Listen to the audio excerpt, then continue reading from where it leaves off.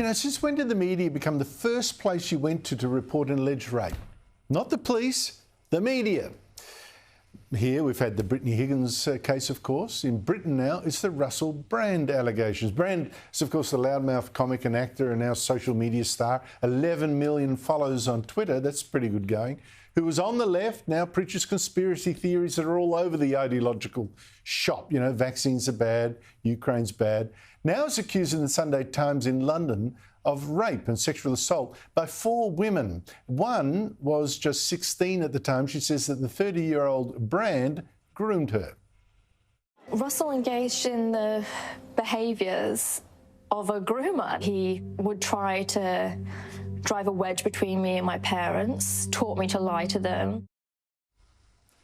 Russell Brand denies it all.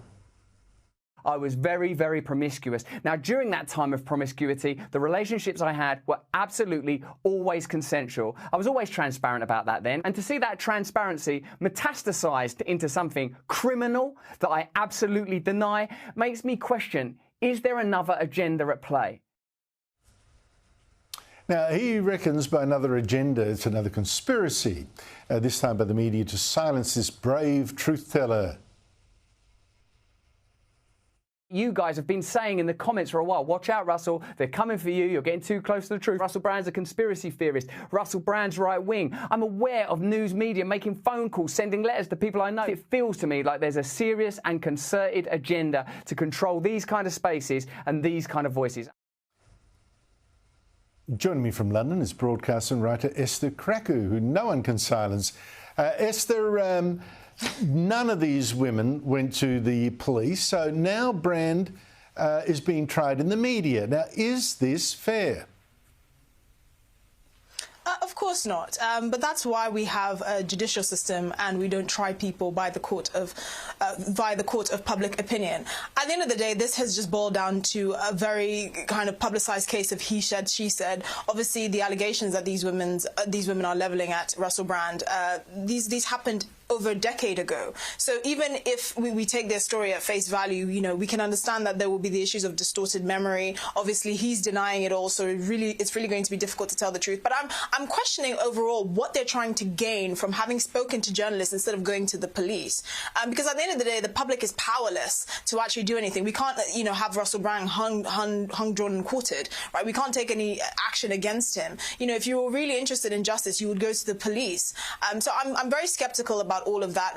Russell Brand has admitted to being promiscuous, and obviously when you've slept with thousands of women, you will be able to find a handful of women that have not had a positive experience with him, that may have felt disrespected at the time or had a very negative experience with Russell Brand. I don't know if that's what we're seeing here. I don't know whether the allegations are true or not. That's not our call as the members of the public. That's the call for the police and the judicial system. But I find it very distasteful that this is how things have transpired. I'm not sure if I buy that, you know, this is just a conspiracy against Russell Brand because he's some sort of intellectual luminary that's exposing the media, the corrupt media. But it does raise really valid questions like, okay, if you can undertake this investigation and find these women that are willing to testify against someone like Russell Brand, why can't you find Jeffrey Epstein's client list or find more victims so that they can come out and you know, talk about the people that Jeffrey Epstein pimped them to? I mean, it does draw into question how they have these resources to be able to do something like this against Russell Brand, but not Jeffrey Epstein.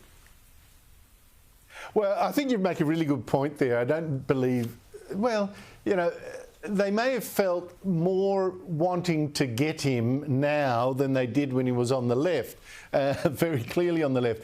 But, you know, on the conspiracy thing, I agree with you. I don't buy the conspiracy argument really, but you have got messages of support for Russell Brand on that point by Elon Musk, Andrew Tate, and fired Fox News host Tucker Carlson, who did indeed tweet, you know, criticise the drug companies, question the war in Ukraine. You can be pretty sure this is going to happen.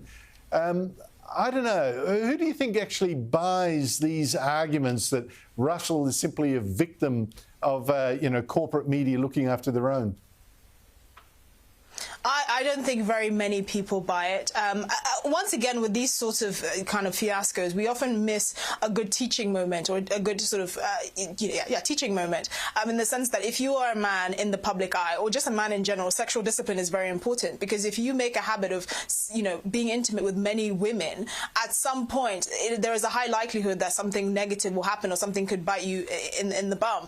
I don't agree with, obviously, this trial by social media, and I think there are very serious repercussions of people taking allegations at face value. I mean, we had the issue with the JLS singer, who was accused, who basically lost virtually all his sponsorships and his ability to fend for his family, and the jury acquitted him in less than 15 minutes of all the charges, right? So that just goes to show, really, we should be looking at legal avenues to resolve these issues, as opposed to members of the public.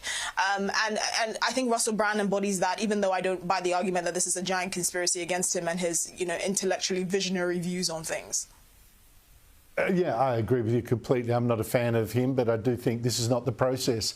Another man in strife is Jan Wenner. He's the legendary co-founder of the Rolling Stone magazine. He's being attacked, removed from the Rock and Roll Hall of Fame jury for not including black and female stars in his new book, The Masters, which has got interviews with Bob Dylan and Mick Jagger and John Lennon, Bruce Springsteen, etc., and Bono. Don't know why Bono's there. All white and male. Now, Wenner says it's not like... it's not that. Yeah, well, sorry about that. You're probably a fan. He says the female stars are inarticulate, so go deeper, have a conversation with Grace Slick or Janis Joplin. Please be my guest. Joni Mitchell, not a philosopher, didn't meet his test. And a black artist, Stevie Wonder, a genius, but Marvin Gaye, Curtis Mayfield, he says they didn't articulate at that level. He's being accused of racism and sexism. Does he deserve the punishment he's getting? Of course not, but he's now been convicted of committing a thought crime. Look, at the end of the day, he didn't deny people like Marvin Gaye are one of the greats, but he just said, for the publication that he was creating, they were not articulate enough to be featured in there. That's his opinion. We're still allowed to have opinions about things, and we shouldn't be punished for them. At the end of the day, he's worked in the industry for many decades. He knows what he's talking about. He knows what he was looking for. I don't really see why he's being demonized for having an opinion on this. He didn't insult them. He didn't say that, they were bad at their crafts. He just said they're inarticulate. And me and you happen to work in the media, and we know how important it is to be able to communicate properly and to be articulate. So in one sense, I understand what he's saying. But ultimately, that is his opinion. We can go back and forth about whether he thinks this person is great or this person is great or that person is great, but we're not going to get very far. It's about just living and let live and letting people have their opinions and not demonizing them for it. Yeah, and I think in the Rolling Stone list of the top classic tracks, black and female stars make up, I think, 3 of the top 5. So there you go. Esther Krakue, always great to speak to you. Thank you so much for your time. Look forward to seeing you next week.